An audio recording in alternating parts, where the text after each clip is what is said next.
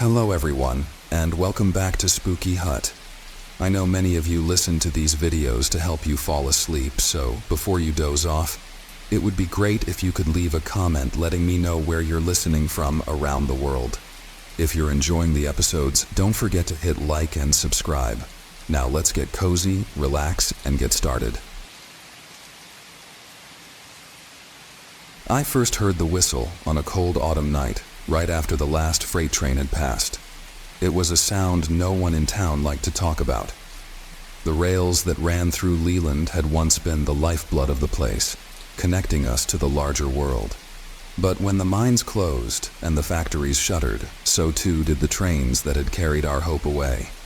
All that was left now were rusted tracks, forgotten by everyone but me.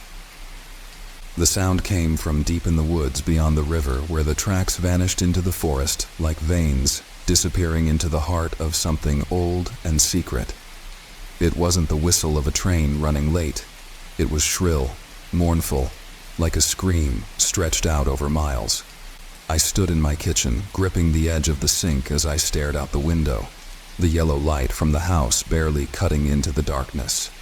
My breath fogged the glass, and for a moment, I swore I saw something flicker in the tree line, just a shadow darting between the trunks. But the whistle, it hadn't stopped. It was getting louder. I didn't believe the stories, not at first. I'd been raised on them, tales of trains that ran long after the rails had been decommissioned, of ghostly conductors and passengers doomed to ride the rails forever. People said you could see the train, just for a moment, if you were unlucky enough to be near the tracks when it passed. It wouldn't stop for you, but if you saw it, if you made eye contact with the dead conductor, you wouldn't be able to look away. And then, a few nights later, you'd disappear. Just gone, like you'd never existed at all. I tried to shake it off. I'd been alone for too long, that's what it was. Too much time to think. Too many nights hearing the wind howl through the trees and mistaking it for something worse. But that whistle, I couldn't get it out of my head, and the flicker of movement in the trees, I couldn't let it go. The next day, I made my way out to the old rail line. It wasn't hard to find. The path was overgrown, but the steel tracks were still there, bent and rusting in some places, but surprisingly intact in others. The line snaked into the woods, disappearing into the dense brush where few dared to go. As kids, we were always told to stay away from the tracks, but no one ever said why. It felt wrong being there, like stepping into a place that wasn't meant to be disturbed. The air was heavy, thick with the smell of wet leaves and decay, and the deeper I went, the quieter it got. No birds, no wind rustling through the branches. Just an eerie stillness that seemed to press in from all sides. The further I walked, the stranger it became. The trees were twisted, their branches gnarled like claws reaching for the sky. And the tracks, despite the years of abandonment, looked cleaner, almost polished, like they were waiting for something. I paused for a moment, standing on the tracks and looking down the endless stretch of steel. It was then that I heard it again, the whistle, but this time it was close, impossibly close. I spun around, expecting to see the train coming down the line, but there was nothing there, just the trees and the silence. And then, the ground beneath me began to hum. It was faint at first, just a low vibration, but it grew stronger with each passing second. The tracks began to shake, and the air around me crackled with static. I stepped back, my heart racing as I stumbled off the rails. But before I could run, I saw it, a light.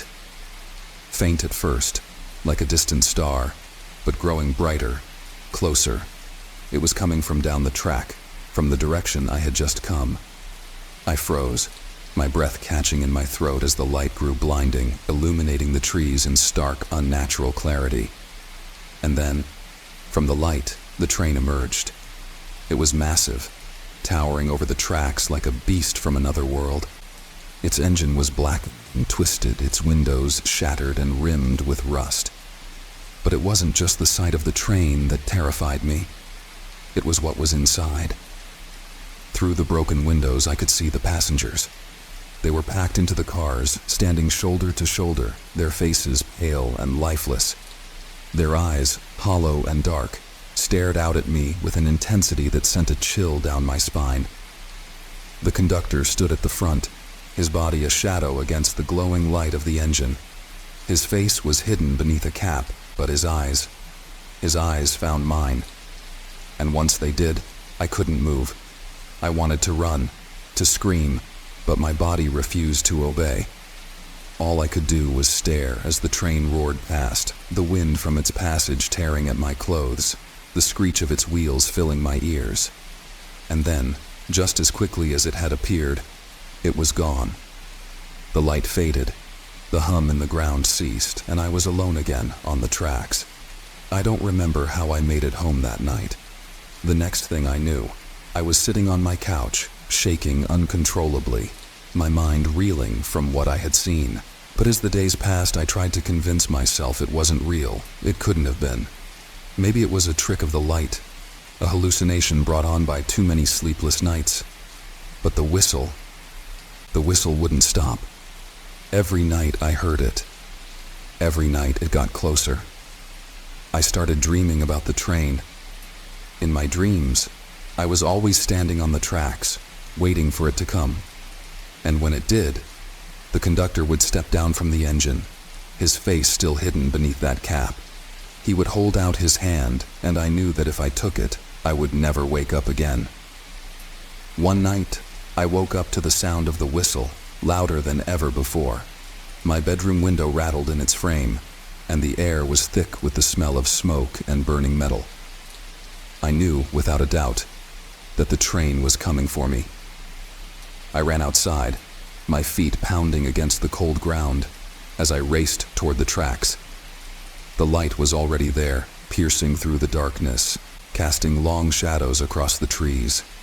I could see the train barreling toward me, its engine roaring like a beast on the hunt. But this time, something was different. This time, I wasn't alone. Standing on the tracks, right in the path of the oncoming train, was a figure. It was a man, tall and gaunt, his clothes ragged and torn. His face was pale, his eyes wide with terror. And before I could call out to him, the train was upon him. There was no sound, no scream, just the sudden, violent impact as the train passed through him like he wasn't even there. And then, as if he had never existed at all, he was gone. I collapsed to the ground, gasping for breath, my mind struggling to comprehend what I had just witnessed. But before I could move, the train stopped. The door to the engine creaked open, and the conductor stepped down onto the tracks. He was looking right at me. His eyes were empty, hollow, and yet they seemed to burn with an unnatural light. He took a step toward me, and then another, his boots crunching against the gravel. I tried to crawl backward, but my limbs felt heavy, useless. I was trapped, paralyzed by fear. The conductor knelt beside me, his cold breath washing over my face. His lips parted, and in a voice that was both a whisper and a scream, he said, "Your ticket is punched." I woke up the next morning, lying on the tracks, the sun rising over the trees.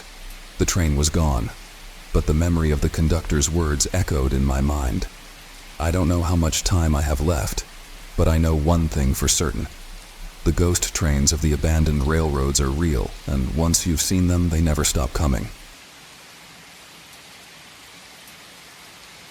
My name is Jake Fisher, and I've lived in the small town of Mill Haven, Tennessee, for my entire life.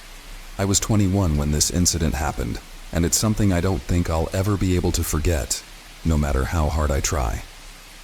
You see, Mill Haven is the kind of place where not much changes. The people are friendly, the town is quiet, and most of the time, nothing ever happens here. But there's one thing that everyone in Mill Haven knows. You don't walk down Red Grove Road. Red Grove Road is an old, cracked dirt path that cuts through the dense woods just outside of town. It used to be a main route decades ago before the town was expanded. But over the years, it fell into disrepair, overgrown with weeds and forgotten by most, except for the stories. Everybody in town heard the stories about what happened there, stories that had been passed down for generations. My grandparents used to tell me to stay away from Red Grove Road, said it was cursed. They claimed that strange things had always happened there.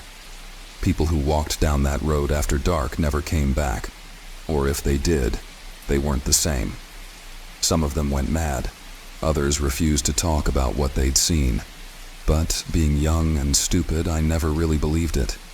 It was just an old road, right? What could be so dangerous about that? One fall evening, just a few weeks after my birthday, I found out. My friend Lucas had come into town from college for the weekend, and we met up for drinks at a local bar.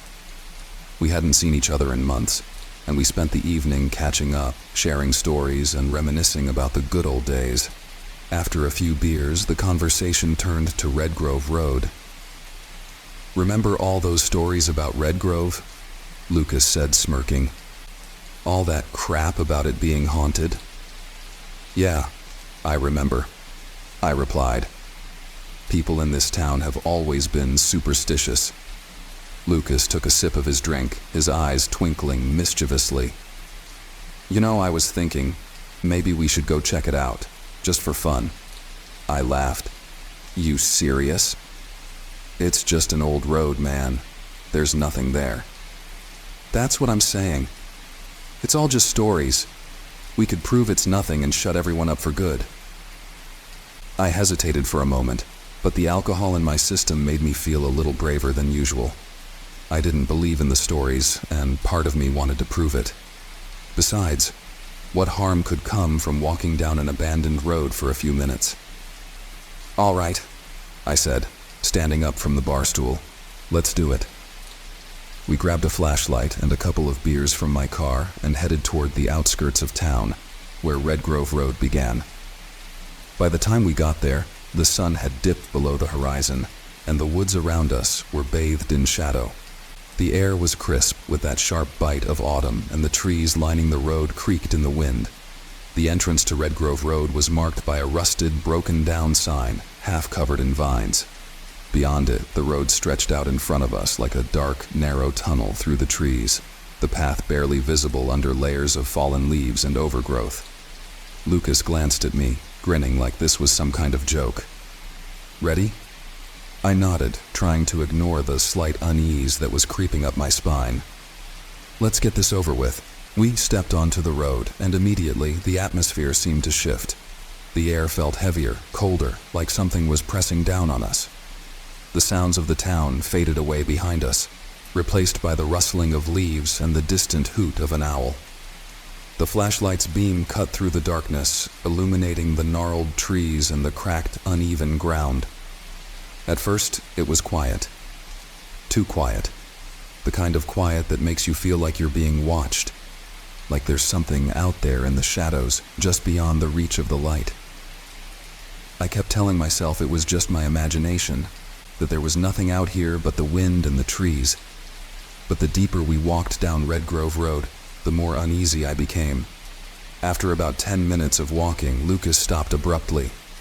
"Do you hear that?" I frowned, listening intently. At first, I didn't hear anything, but then, faintly, there was a sound. A low, rhythmic thumping, like the sound of footsteps. But they weren't ours. "Yeah," I whispered, my voice barely audible over the pounding of my heart. "I hear it." Lucas turned, shining the flashlight behind us. But there was nothing there. Just the empty road and the darkness beyond.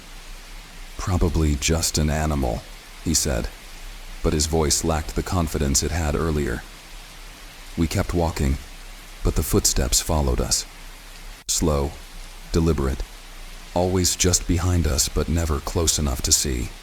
My skin prickled with dread, and every instinct in my body was screaming at me to turn around and leave, but I didn't want to seem like a coward. Not in front of Lucas. After a few more minutes, the road began to curve, and I could see something up ahead, barely visible through the trees. A small, run-down building, half hidden by overgrowth. It looked like an old cabin or shack, its windows dark and shattered. Lucas pointed the flashlight toward it. Think anyone lives there? I shook my head. No one's lived out here for decades. We approached the cabin cautiously, the footsteps behind us growing louder, more insistent. I didn't dare turn around, but I could feel eyes on us, watching, waiting. As we got closer to the cabin, the flashlight flickered, casting erratic beams of light across the clearing. Lucas cursed under his breath, banging it against his palm. Stupid things dying. We reached the front of the cabin, and I could see that the door was slightly ajar, hanging off its hinges. It looked like it hadn't been touched in years, the wood rotting and covered in moss. But what caught my attention was the smell, a sickly, sweet stench that filled the air, making my stomach churn. "I don't like this," I muttered, backing away from the door. "We should go." But Lucas, ever the thrill-seeker, pushed the door open with a creak and stepped inside. I didn't want to follow, but there was no way I was staying out here alone. Not with those footsteps still echoing in the distance. The inside of the cabin was worse than I imagined. The walls were covered in strange markings, symbols, and words that I couldn't make sense of, scrawled in what looked like faded red paint. The floor was littered with broken furniture and torn, yellowed pages of old newspapers. In the corner of the room, there was a small pile of bones, animal bones, I hoped, arranged in a way that made my skin crawl. "This place is messed up," I whispered, stepping back toward the door. "We should get out of here." But before Lucas could respond, we heard it again. The footsteps. Only this time, they were inside the cabin. I spun around, but there was no one there. Nothing but the dark, empty room and the creeping shadows that seemed to close in around us. And then the door slammed shut. Lucas rushed to the door, yanking on the handle, but it wouldn't budge. The flashlight flickered out completely, plunging us into darkness. Panic gripped me as I felt the temperature in the room drop, the air around us growing colder and colder. "Something's here," I whispered, my breath visible in the freezing air. "We have to get out of here." Suddenly, there was a loud bang, followed by the sound of shuffling footsteps like someone or something was moving toward us. The stench grew stronger, overwhelming my senses, and I could feel my heart pounding in my chest, each beat like a drum in the deafening silence. Lucas fumbled for his phone, trying to use the screen's light to find his way, but it slipped from his hand and fell to the ground with a clatter. We were completely in the dark now, and the footsteps were getting closer. Then, out of the darkness, a voice. Low, raspy, and barely audible. "You shouldn't have come." I froze, my blood turning to ice. The voice wasn't Lucas's. It wasn't mine. It was coming from somewhere in the room. "Who's there?" Lucas called out, his voice trembling. But there was no response. Just more footsteps. And then, without warning, the door creaked open. We didn't wait to see what or who was coming.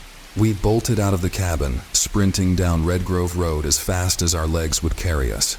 I didn't look back, didn't stop until we were out of the woods and back on the main road. We never talked about what happened that night. We told ourselves it was just a prank, that someone had been messing with us, but deep down, I knew the truth. Red Grove Road wasn't just an old, forgotten path. There was something there, something dark and ancient, something that didn't want us there. To this day, nobody walks down Red Grove Road. Not anymore.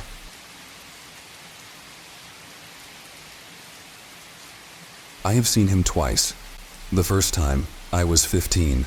The second time, just last week. The first encounter is burned into my memory like an ugly scar, but this recent one, this second meeting, has consumed every corner of my mind, leaving me shaken, sleepless, and terrified in ways I never thought possible.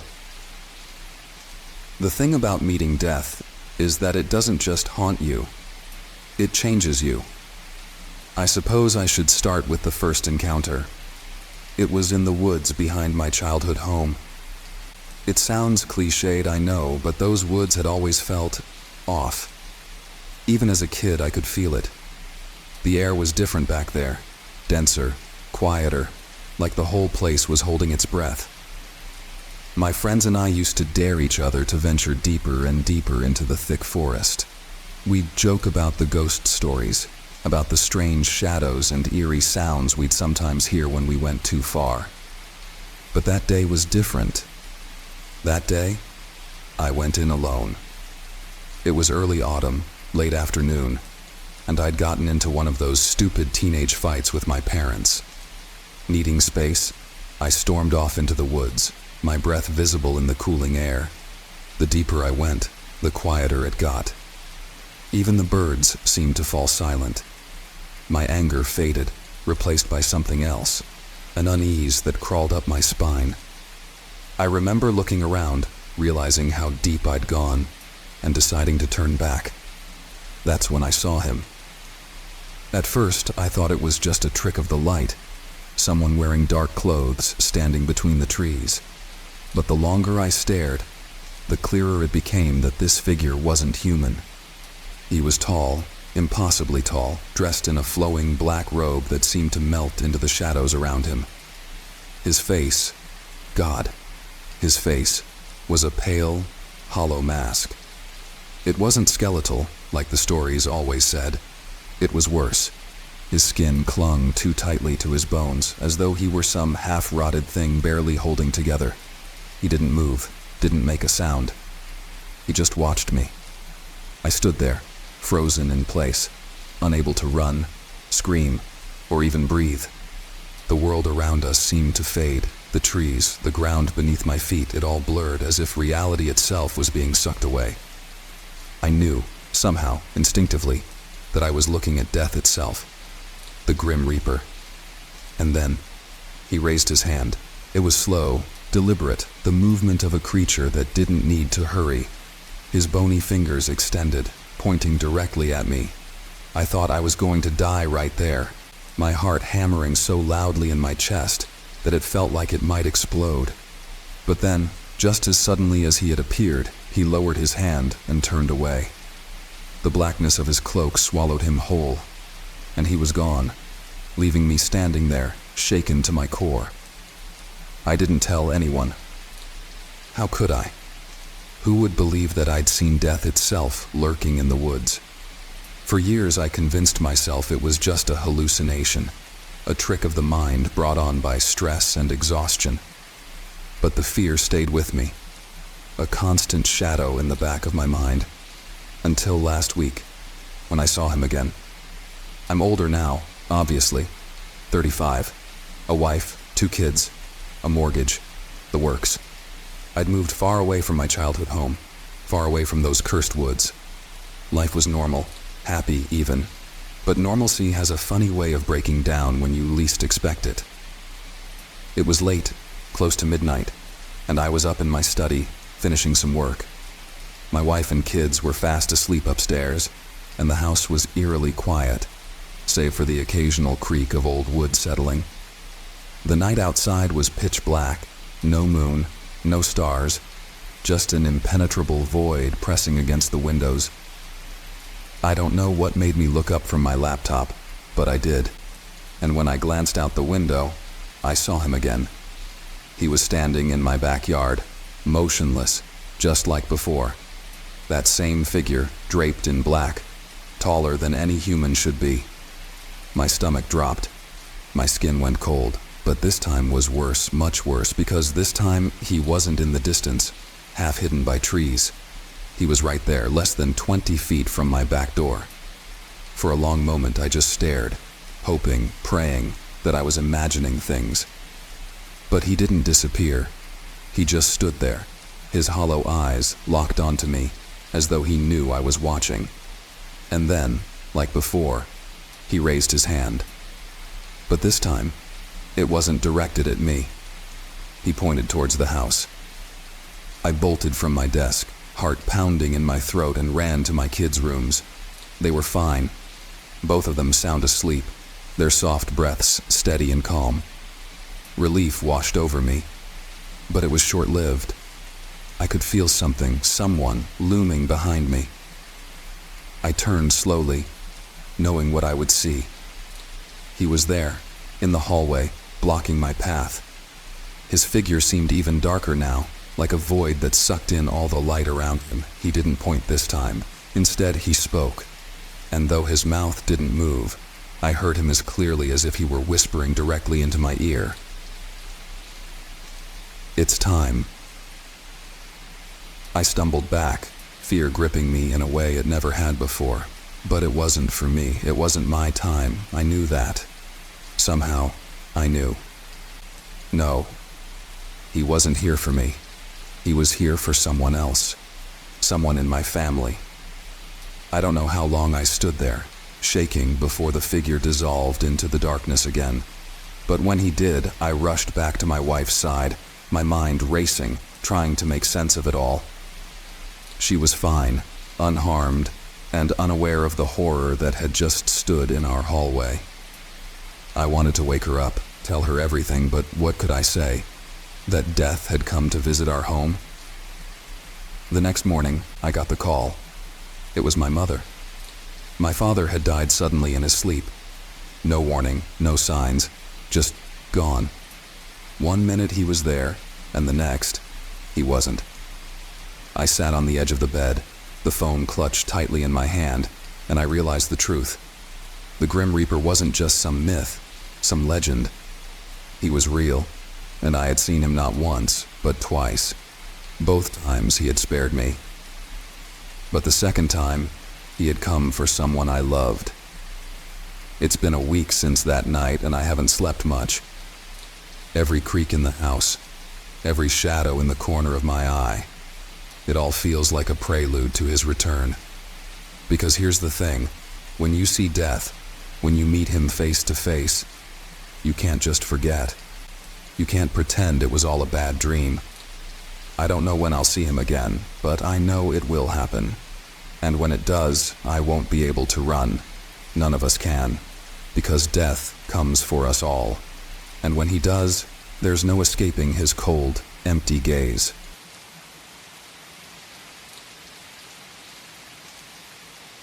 I first heard about it from a coworker over drinks one evening. We were sitting in a dimly lit bar, swapping stories about strange places we'd visited, when he leaned in close, his voice dropping to a conspiratorial whisper. "There's a town," he said, "that no one can leave. I mean it. Once you're there, you're stuck. People try to leave, but they can't. It's like the town traps you. I don't know how it works, but everyone who's gone there never comes back." I laughed it off at the time. It sounded ridiculous, like the kind of urban legend people tell around campfires. But something about the way he said it, the seriousness in his eyes, stuck with me. Over the next few weeks, I couldn't shake the feeling that I needed to know more. Curiosity took root, and despite my better judgment, I started digging. The town was called Halawick, a small forgotten dot on the map in a remote part of the country. It wasn't marked on most maps, but if you knew where to look, you could find it. A tiny settlement surrounded by dense woods and rocky hills, far from any major highways. There were no recent records of anyone living there, no mentions in the news, no online chatter. Halawick, as far as the world was concerned, didn't exist. But I found old references to it. A handful of newspaper clippings from the 1950s, stories of people who went missing after visiting the town. In one article, a reporter described it as eerily quiet, as if the town itself were holding its breath. There were rumors, stories passed down through generations, about people who moved there and were never seen again. Families vanished, travelers disappeared. Still, despite the warnings, I couldn't help myself. I had to see it for myself. It was a 4-hour drive from my place, deep into the countryside, where cell service dropped to nothing and the roads became narrow, winding strips of asphalt cutting through endless forests. The closer I got, the more I felt like I was entering another world.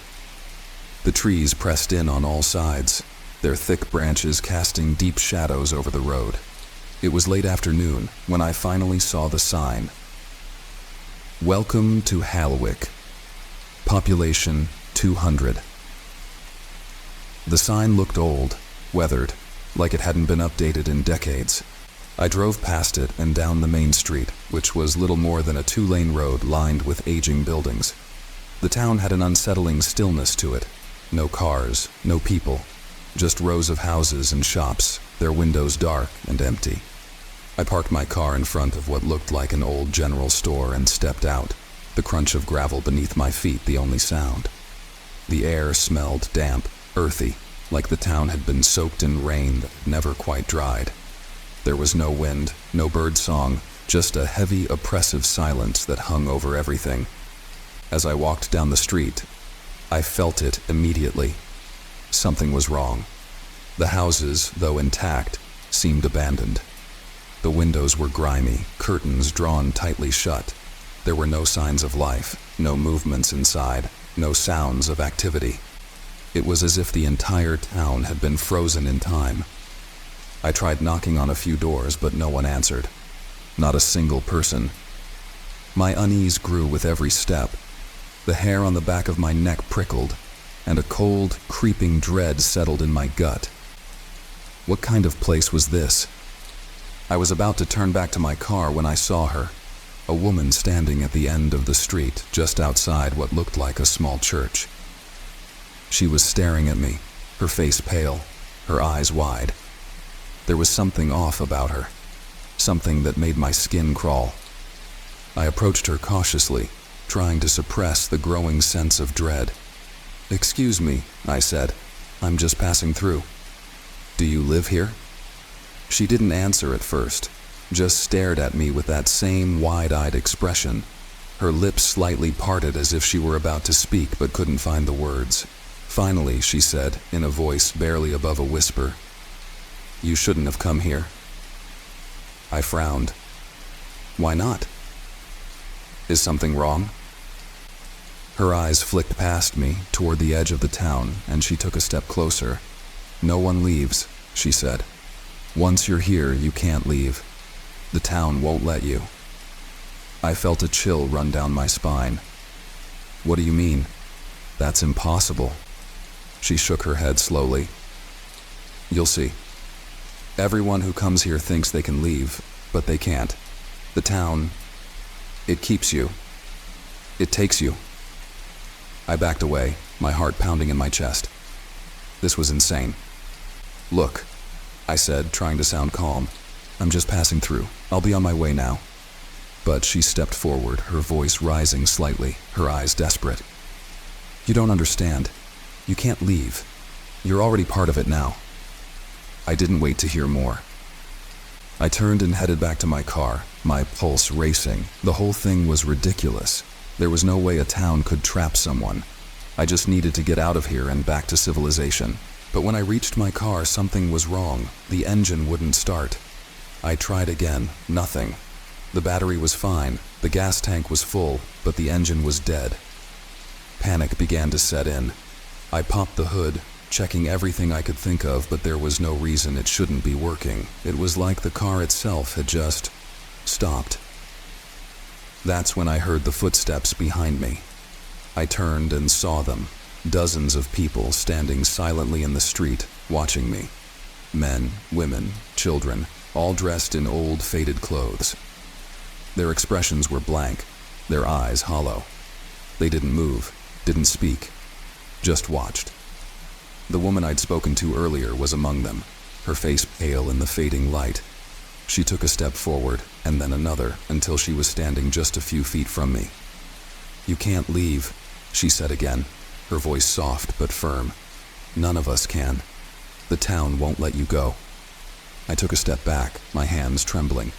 "What the hell is this?" I shouted. "What's going on?"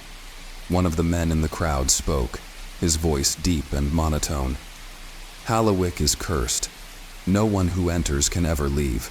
We've all tried. You can run, you can drive, but you'll never escape. The town always brings you back." I shook my head, backing toward the car. No, this isn't real.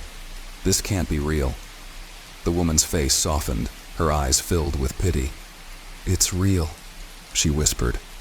"We were all like you once. We all thought we could leave. But the town, it has a way of keeping you." I couldn't believe what I was hearing. This was insane. But deep down, I could feel it. The truth of her words. There was something wrong with this place. Something unnatural. And I had walked right into it. I scrambled back into my car, slamming the door shut. I didn't care if the engine wouldn't start. I had to try. I turned the key again and again, my hands shaking, my breath coming in ragged gasps. But nothing happened. The crowd outside didn't move. They just watched, silent and still. Finally, I gave up. I slumped back in the seat, my heart pounding, my mind racing. I was trapped. I was stuck in this cursed town, just like all of them. For the next few days, I wandered Halloween in a daze, searching for any way out. I tried walking, following the road out of town, but no matter how far I went, I always ended up back at the same place. I tried finding another route, cutting through the woods, but it was the same. Every path led me back to the town, as if it were a living thing, forcing me to return. The people in the town, they accepted me as one of their own. They didn't speak much, but their eyes said everything. They had all tried to leave at one point, and they had all failed. Now they were resigned to their fate, living out their days in this ghost town, waiting for something, anything, to change. But nothing ever did. Weeks passed, and I stopped trying. The town had won. It had taken me, just like it had taken all the others. I don't know how it works or why, but Halloween doesn't let anyone go. Maybe it never will. And now, I'm one of them. Just another face in the cursed town no one can leave. If you ever hear about Halewick, take my advice. Don't go looking for it.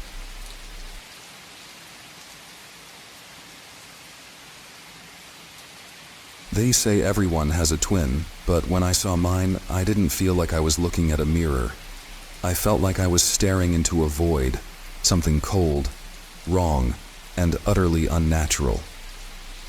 My name is Darren Hart, and I'm 33 years old.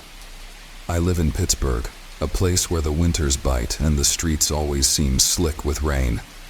I work in IT, which means long, solitary nights in front of screens, trying to fix problems that most people don't even realize exist. I never believed in anything supernatural. That all changed 2 years ago. The first time I encountered my doppelganger, I was on the bus home from work. It had been a rough day. My head throbbed from hours of staring at code, and I just wanted to close my eyes. I glanced up from my phone and froze. There, a few rows ahead of me, sat someone who looked exactly like me. Same messy brown hair, same blue hoodie I had on that very moment. Even the way he slouched in the seat was identical. The realization hit me like a punch to the gut. What was even more unsettling was that he didn't look surprised to see me. He just stared straight ahead, expressionless, as if nothing was out of the ordinary. My heart hammered against my ribs. I mustered the courage to stand up, and before I could take a step toward him, the bus jerked to a stop. People flooded off, including him. By the time I pushed through the crowd, he was gone, swallowed by the city. I spent the rest of the night convincing myself it was a trick of the light. Maybe some weird exhaustion-induced hallucination. But deep down, I couldn't shake the feeling that it had been real. I went to bed with a gnawing sense of dread, hoping that would be the end of it. It wasn't. A few weeks later, I was out for a late-night jog, trying to clear my head after another grueling day. The streets were empty, save for the occasional passing car. I was running through one of the quieter neighborhoods when I saw him again. This time he was across the street, standing under a flickering streetlight. He didn't move, didn't acknowledge me at first, but I could tell he knew I was there. Every instinct told me to turn around and run the other way, but I couldn't. I was rooted to the spot, unable to tear my eyes away. Then he smiled. It was the same face, my face, but twisted into something malicious, something that didn't belong on any human. His grin was wide, too wide, like his mouth could stretch forever, splitting his face in two. He didn't speak, but his eyes locked onto mine, unblinking. I don't know how long we stood there staring at each other across the empty street, but it felt like an eternity. Finally, I broke the spell, turning on my heel and sprinting home. My chest was tight, every muscle in my body screaming as I pushed myself harder than I ever had. I didn't stop running until I was inside my apartment. The door slammed and locked behind me. I leaned against it, gasping for air, my mind racing with questions. Who was that? What was that? And why did he look exactly like me? Over the next few weeks, things started to spiral. I didn't see him again for a while, but I felt his presence. I'd catch glimpses of him in reflections, mirrors, windows, even the darkened surface of my phone screen. Always watching, always waiting. The worst part? No one else seemed to notice. One night, my best friend, Matt, and I were grabbing drinks at our usual bar. I hadn't told him about the doppelganger. I didn't want to sound crazy, but the stress had been building. Halfway through our second round, Matt suddenly got this weird look on his face. "Dude, you were just here," he said, frowning. I raised an eyebrow. "What are you talking about? I've been sitting here with you the whole time." "No," he insisted. "You walked in like 10 minutes ago. Same clothes, same everything. You waved at me, then went to the bathroom. I figured you'd come back, but you just didn't." A chill ran down my spine. I hadn't left my seat, but it was clear that Matt believed what he saw. I tried to laugh it off, chalking it up to a coincidence, but it rattled me. I excused myself, pretending I needed some air, but the truth was I felt like I was suffocating. My double had been here, right in front of my best friend, and I hadn't even known. The sightings became more frequent after that. I'd hear people mention seeing me places I hadn't been. At work, my boss asked why I'd been hanging around the building on a Sunday when I was supposedly at home all weekend. Neighbors would wave at me on the street, then look confused when I told them I hadn't been outside. The paranoia gnawed at me. Was I losing my mind? Or was something actively trying to replace me? One night, it all came to a head. I was lying in bed, trying to force myself to sleep, but my mind wouldn't stop racing. Every creak of the floorboards, every rustle of the wind outside made my heart skip a beat. Then I heard footsteps in the hallway, slow, deliberate, like someone was taking their time. I froze, straining to listen. The sound was getting closer, closer. I sat up, the hairs on the back of my neck prickling. The footsteps stopped right outside my bedroom door. I could hear breathing, my breathing. It was shallow and ragged, as if I was standing just outside the door. I didn't move. My heart was pounding in my ears, my hands gripping the edge of the bed. Then, the door handle slowly turned. The door creaked open just a crack, and I saw him. He was standing there, in the hallway, wearing the same clothes I had on, his face a twisted reflection of my own. But this time, he spoke. "Why are you still here?" His voice was low, distorted, like it was coming from underwater. "You're not supposed to be here." Before I could react, he lunged. I scrambled out of bed, grabbing the closest thing I could find, a lamp, and swung it at him. It connected with a sickening thud, but he didn't go down. He just stood there, smiling that same too wide grin, blood trickling down his forehead. "You can't get rid of me," he whispered. "I'm you." In a blind panic, I ran. I didn't stop to think, didn't stop to grab anything, just bolted out of the apartment and into the street. I ran for blocks, not caring where I was going, just trying to put as much distance between me and that thing as possible. Eventually, I collapsed on a park bench, gasping for air. My hands were shaking, my mind racing. How do you escape from something that looks exactly like you? Something that knows every move you're going to make because it is you. That was 2 weeks ago. I've been staying at Matt's place ever since, too afraid to go back to my apartment. But even here, I can't escape. I still see him, my doppelganger, watching from a distance. He doesn't come close anymore, but I know he's waiting for the right moment. I don't know how much longer I can keep running. Because the worst part? I'm starting to feel like I'm the one who doesn't belong anymore.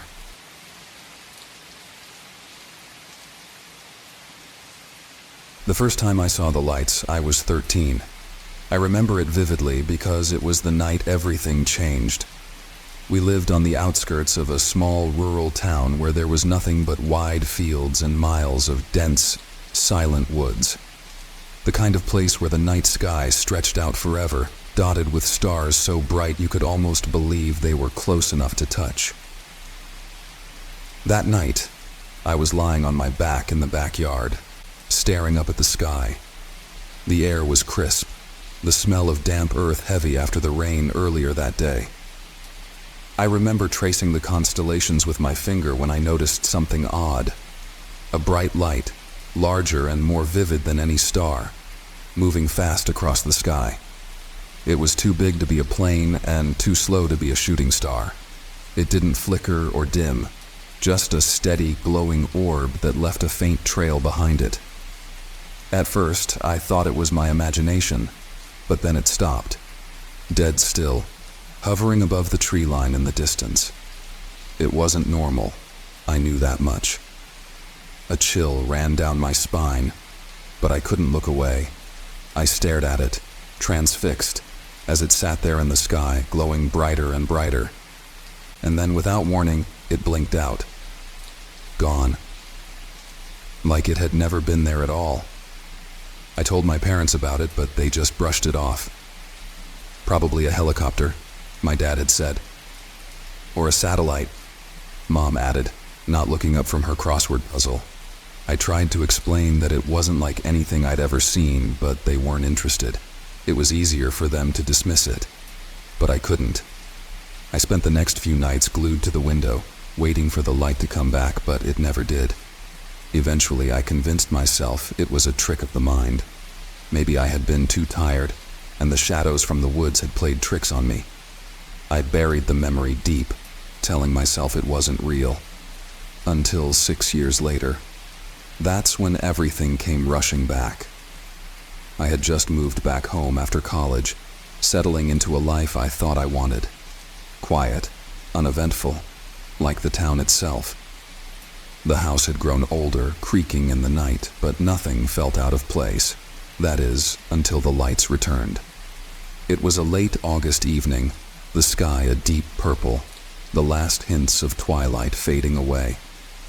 I was sitting on the porch, enjoying the peacefulness of the night, when I saw it again. The light. The same bright, unwavering orb from my childhood. This time it was even closer, hovering just above the field at the edge of our property. I stood up, heart racing, unable to tear my eyes away. The light was silent, unmoving, but there was a strange pull to it. Something inside me screamed to run, to get away, but my legs refused to cooperate. I was rooted to the spot just like before, paralyzed by some unseen force. And then it started to move, slowly at first, gliding across the sky toward the woods. I don't know why, but I followed it. I left the safety of the porch and ventured into the field, my feet crunching against the grass as I kept my eyes on the glowing light. It was mesmerizing, almost hypnotic, like it was drawing me in. I barely noticed the cold air biting at my skin, or the way the wind had suddenly picked up, howling through the trees. All I could focus on was the light, brighter than ever, leading me deeper and deeper into the woods. The further I walked, the more disoriented I became. The trees seemed to close in around me, their branches twisting together to form a thick canopy overhead. I should have turned back, should have realized how wrong everything felt, but I couldn't. I was too far gone, trapped by whatever force was pulling me forward. Then, just as suddenly as it had appeared, the light stopped. It hovered above a small clearing, illuminating the ground in an eerie, white glow. I stepped into the clearing, my breath hitching as I looked up at the light, its brilliance nearly blinding now. I don't remember falling, but the next thing I knew, I was lying on my back, staring up at the sky again. The light was gone, the clearing bathed in darkness, and I felt strange. There was a dull ache in the back of my head, and my body felt heavy, like I had been asleep for hours. When I finally managed to stand, everything around me seemed off. The woods, the air, even the stars above, it all felt distant, almost dreamlike. My mind raced, trying to piece together what had just happened, but I couldn't make sense of it. All I knew was that something was wrong. Terribly, horribly wrong. I stumbled my way back home, my heart pounding in my chest. By the time I reached the house, my hands were trembling, my skin slick with sweat despite the cool night air. I wanted to tell someone, to scream that something had happened, but who would believe me? Even I didn't know what to believe. That night, I barely slept. Every time I closed my eyes, I saw the light, brighter, closer, more vivid, and with it, flashes of something. Figures, shapes that I couldn't quite make out. Hands reaching toward me, cold and lifeless. Strange, distorted faces hovering over me, their eyes wide and unblinking. When I woke up, I was drenched in sweat, my body shaking. The dreams, if they were dreams, had felt too real, too vivid. And then I noticed the marks. At first, I thought they were scratches, maybe from branches in the woods. But when I looked closer, I realized they were too uniform. 4 small, circular marks on the inside of my forearm, perfectly spaced. They looked like they had been burned into my skin, but there was no pain. Just a faint, persistent tingling sensation that wouldn't go away. I tried to tell myself it was nothing, but deep down, I knew it wasn't. Something had happened in those woods, something I couldn't explain, and those marks were the proof. Over the next few days, things only got worse. The dreams continued, more intense than before. The same strange figures, the same cold hands reaching for me. But now, there were voices. Faint, whispering voices that I couldn't understand, but they filled me with an overwhelming sense of dread. And then came the missing time. It started small, moments where I'd lose track of what I was doing, where minutes would slip by without me realizing. I'd find myself standing in the middle of a room, unsure of how I'd gotten there, my mind foggy and disoriented. But then it got worse. Hours would disappear, whole stretches of time that I couldn't account for. I'd go to bed at night only to wake up somewhere else, outside, in the field, or even back in the woods. Each time I'd wake up with more marks on my body, and the dreams, they were no longer just dreams. I began to remember things. Horrible, fragmented memories that made my skin crawl. Lying on a cold metal table, bright lights overhead, the sensation of hands touching me, prodding, examining, voices speaking in a language I didn't understand, but their tone was cold, clinical. And then the faces. The distorted, inhuman faces that had haunted my dreams for weeks. Large black eyes set in pale, hairless heads. Their mouths were thin, lipless slits, their expressions unreadable. But their eyes were filled with a kind of intelligence that terrified me. I tried to tell myself it wasn't real, that it was all in my head. But the more I tried to ignore it, the worse it got. I started seeing the lights everywhere during the day in the middle of the night. They would appear without warning, hovering just out of reach, taunting me. The voices followed, growing louder, more insistent. I couldn't escape them. It was like they were inside my head, always watching, always waiting. I stopped leaving the house. I couldn't bear to be outside, couldn't stand the feeling of being watched. I covered the windows, blocked out the light, but it didn't matter. The lights found their way in. They always did. The worst part was, I wasn't the only one. I started hearing stories from others in town, people who had seen the lights, who had experienced the same missing time, the same strange dreams. They were afraid to talk about it, just like I had been. But once I started asking questions, the truth came out. Some had disappeared completely. Friends, neighbors, people who had gone out one night and never returned. The authorities said they had moved away, but I knew better. They had been taken, just like I had been. I don't know how much longer I can hold on. Every night, the lights come closer, and every night, I feel them pulling me back. The missing time is getting worse. I wake up in strange places with more marks, more memories that I don't want to remember. But the worst part is the feeling, the constant, overwhelming sense that they're not done with me, that they're still watching, still waiting. I can feel them, even now, hovering just outside the edge of my consciousness. They're coming for me. And this time, I don't think I'll be able to escape.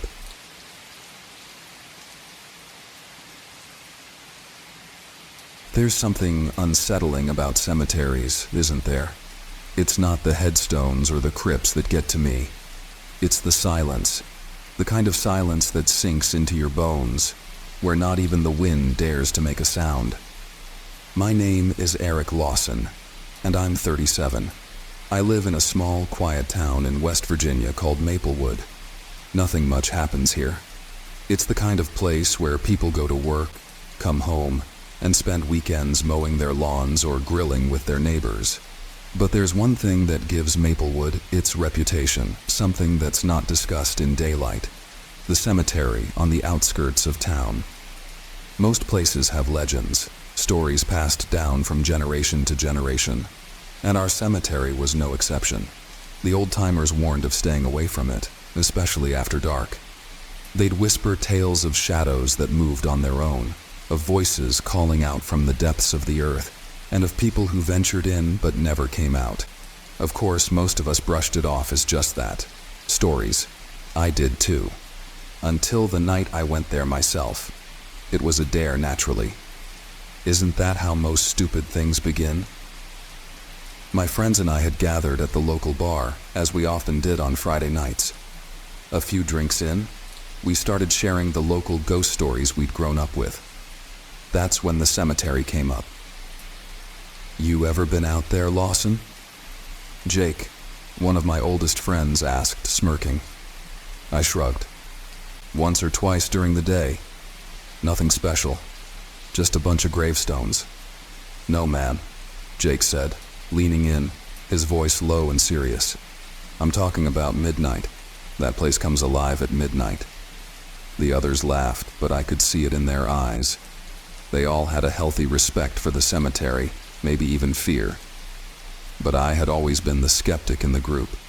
I didn't believe in ghosts, demons, or haunted places. The world had enough real horrors to worry about. Alive?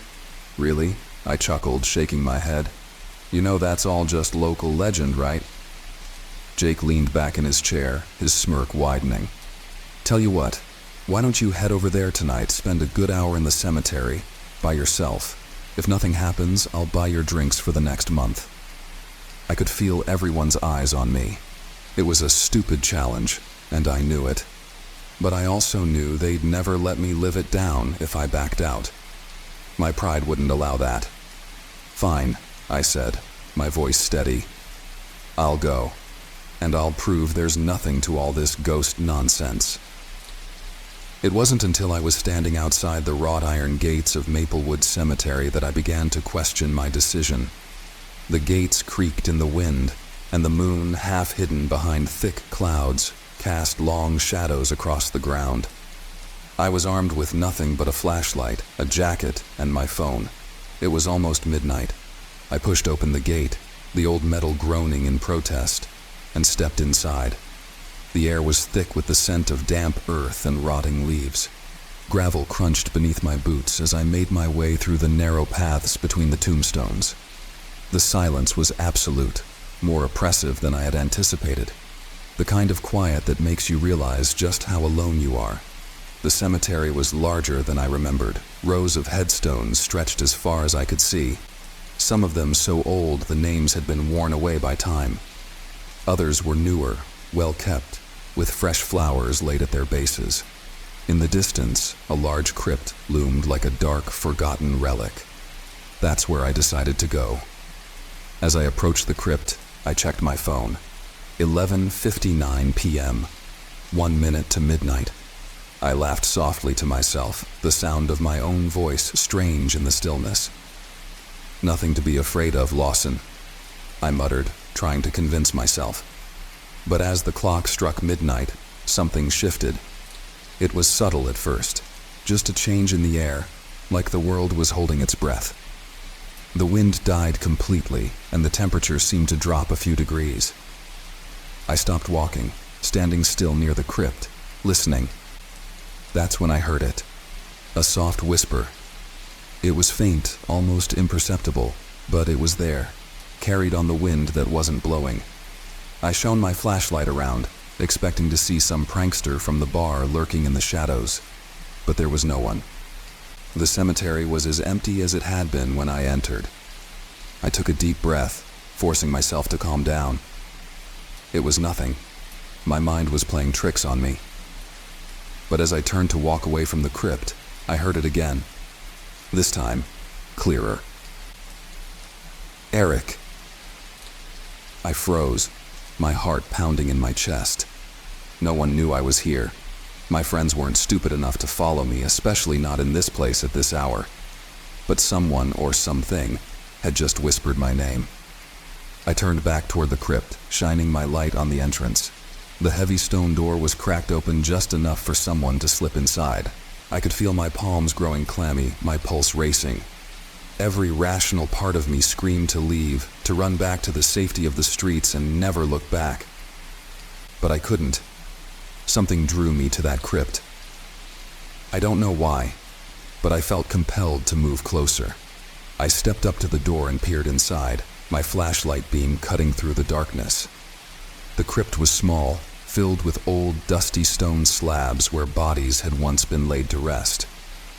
There was nothing inside, at least not that I could see. Then the door slammed shut behind me. Panic seized me as I spun around, banging on the stone with my fists. I shouted, but the sound echoed hollowly in the confined space. The temperature dropped even more, and I could see my breath misting in front of me. It was so cold, unnaturally so. My fingers were stiff as I fumbled with my phone, trying to call someone, anyone. But there was no signal. Of course, there wouldn't be, not here. Eric. That voice, again, closer this time. So close it felt like it was right behind me. I whirled around, my flashlight beam flickering. The crypt was empty, completely empty.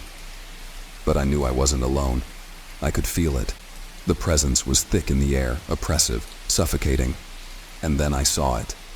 A figure standing in the far corner of the crypt. It was barely more than a shadow, but it was there. Tall, human-shaped, but wrong. Its edges seemed to blur, like it was made of smoke or mist, constantly shifting in and out of focus. I backed away, my heart slamming against my ribs, but there was nowhere to go. I was trapped. The figure moved closer, slow and deliberate. With every step it took, the air grew colder, and the walls seemed to close in around me. My flashlight flickered again, the light dimming until it was barely a glow. And then, it went out completely, plunging the crypt into total darkness. I stood there, paralyzed by fear, listening to the sound of my own breathing, the pounding of my heartbeat. But beneath that, I could hear something else.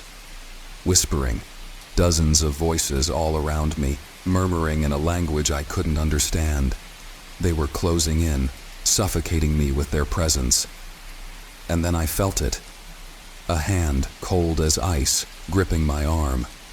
I screamed, jerking away, but the hand held firm, pulling me deeper into the darkness. I thrashed, trying to break free, but it was too strong.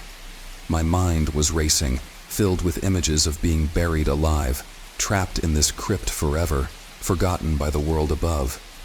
But just as suddenly as it had grabbed me, the hand let go. I stumbled backward, gasping for air, my body trembling.